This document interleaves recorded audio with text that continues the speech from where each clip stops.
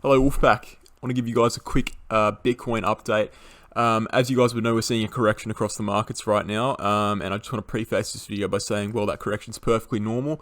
In fact, we predicted that correction about 2 days ago. It's just come a little bit earlier than expected. We looked at the charts, as I said, 2 days ago. I think maybe 3 days ago, right? I think it was the 20th of October, and we looked at the charts and we said that based off a cyclical theory, we'll be seeing a correction in late October, most likely early November, down to around 57k to 60k, and that's actually happened a little bit earlier than expected. But we're going to look at the charts again, and we're going to basically look into how that could have happened, why it happened earlier than expected, and whether that's a bad thing or a good thing. So let's get into it.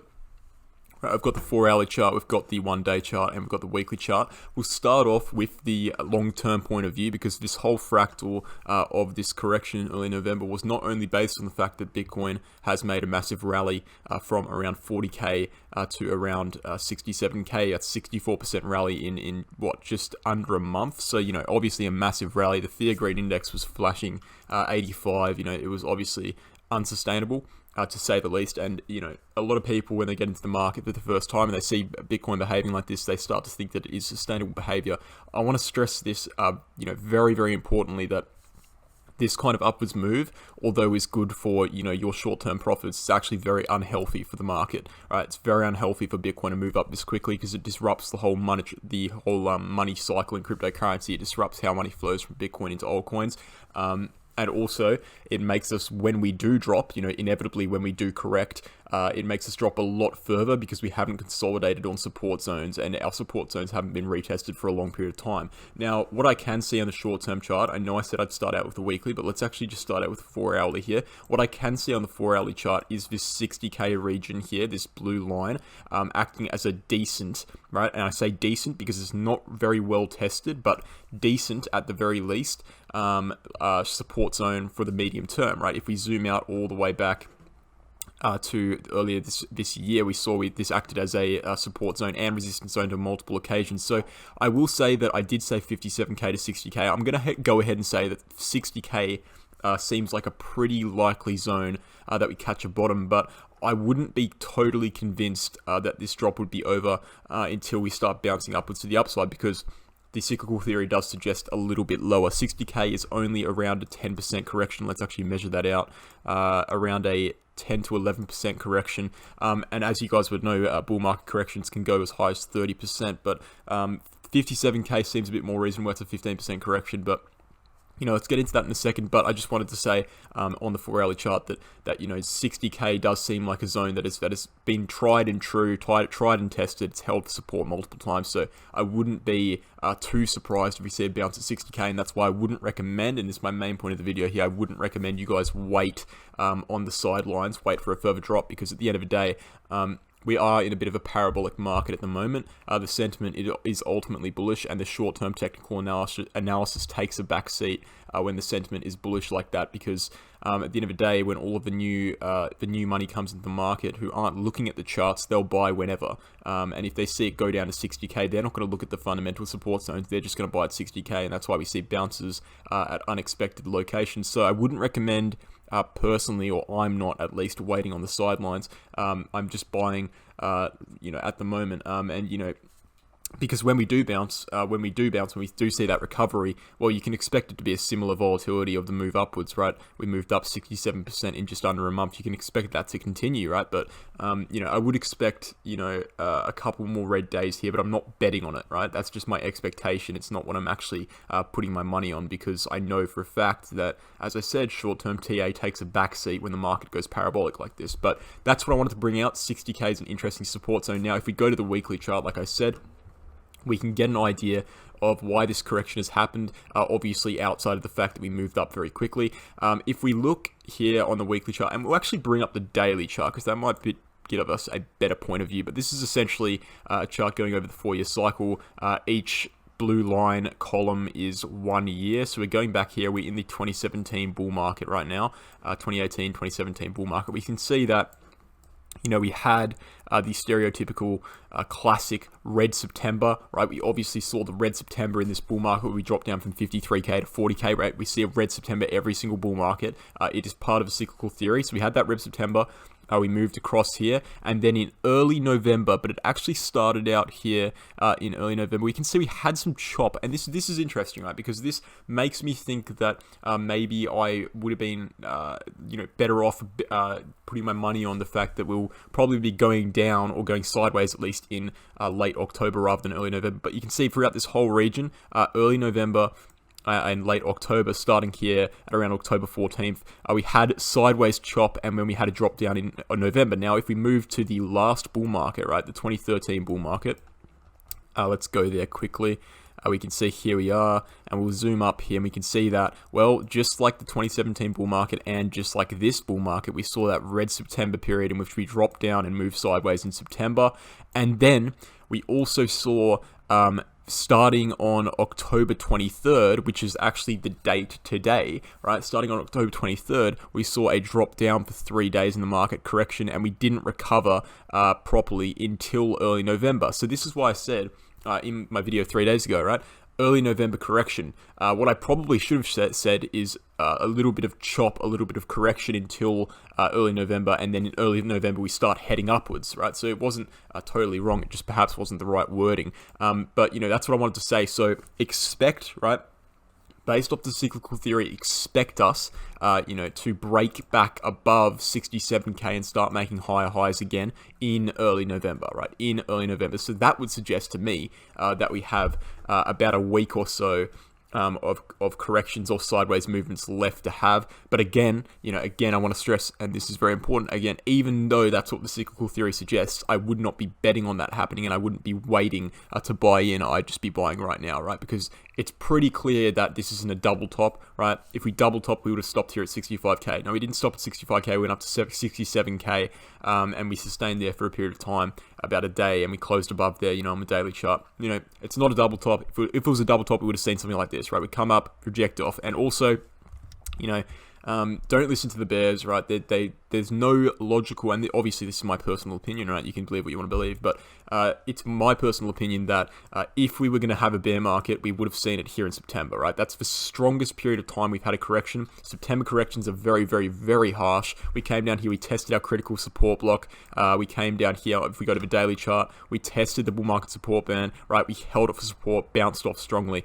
There is no period of time in Bitcoin history that we have ever bounced off 64% upwards from the bull market support band and then dropped back down immediately and had a bear market. It just doesn't happen, right? If you flip the bull market support band, you hold it for support, you're going to have a period of parabolic moves to the upside. So wouldn't be worrying about that. The only scenario I can possibly think of in which we have a bearish case is if we come all the way down to this bull market support band at around 46k and then break that to the downside. And, even then that's such a long shot away because, that correction would be a correction of around 38%, right? 38%. It's not going to happen in this parabolic market. No one's going to sell that much in the recent light of the Bitcoin move. We've literally just broken all-time highs. The agreed went up to around 85. It's just not going to happen. I don't need to explain that to you. I reckon most of you already know that. If you don't, I highly recommend you get educated on the charts. But essentially, without being harsh, that's just what it is, right? There's so much evidence, and I'll just expand upon that a little bit. There's so much evidence that what is happening is completely normal. There's so much evidence that what has happened since July actually is completely normal. It's literally happened every single bull market, right? Every single bull market. We bottom out in July, we head up for a bit, bottom out in September, head up for a bit, correct in late October and early November, and then head up to new all-time highs, right? It's happened 3 separate times, right? To bet against that because of some random fractal you pulled from the 5-minute chart is absolutely ridiculous in my opinion. But anyway, that doesn't mean it can't happen. Obviously, bear markets can happen. If Evergrande collapses, the whole economy goes down. We'll have to see what happens there, but that's an unlikely scenario, and I think betting on that to happen as well is just a bit illogical, right?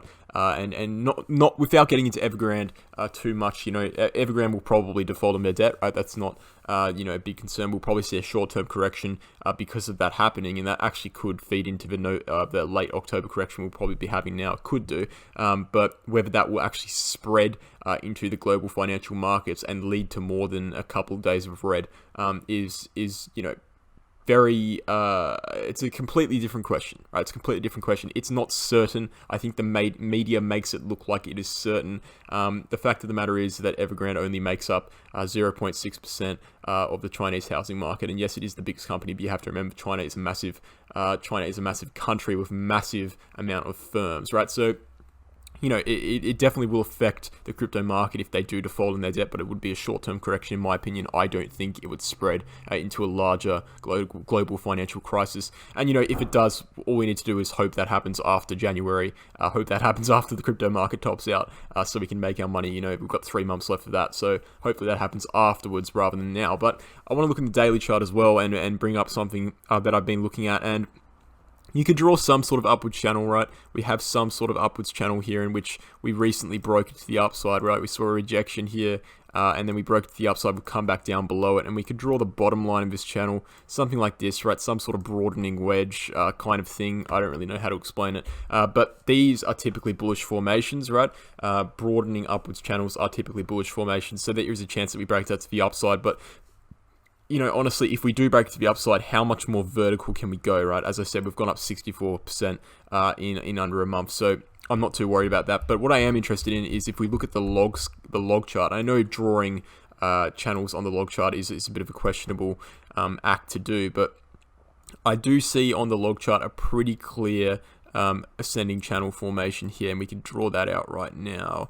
Let's try to get it as accurate as possible because there's not really... There we go. So we can draw that, right, or we could actually bring this over here somewhere and draw it like that. You get the point, right? You can draw, if you mess around with the lines a bit too much, you could probably draw something like that, right? And whether that's actually valid or not is another question. But the point is, and why I wanted to bring this up, is because in order for us to actually be bearish on the market, in order for me to think that, okay, Bitcoin's done, it's going to go into a bear market, we need to drop below this channel, right? And this channel is currently sitting, the bottom of this channel is currently sitting at 47K.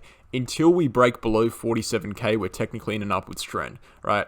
Because we have this low, we have a higher low, we'll have a higher low at 47K, we have a higher high, right? So we're still in an upwards trend until the high 40Ks. So it just shows you how much room to move around Bitcoin has. As I said, I don't think it's going to happen. I think the lowest will probably go is around 57K, but it is interesting to look at it like that. We've got a lot of space. And, don't let your mind adjust so quickly to these 60K price points. We've only literally just entered the 60K region 4 or 5 days ago. So don't get bored so quickly. This is a market of patience. We've had patience all the way here from April to the current date. We've had patience. So don't let your patience falter in wake of the next 3 months, which are actually going to be very parabolic in the market. If the cyclical theory has anything to say about it, it will be the most parabolic phase we'll have for the next 4 years. So hold on a little bit longer. That would be my advice. Hold on a little bit longer. Don't wait. If you've got money on the sidelines and you want to get into the market, I'd suggest just buying now and putting stop losses.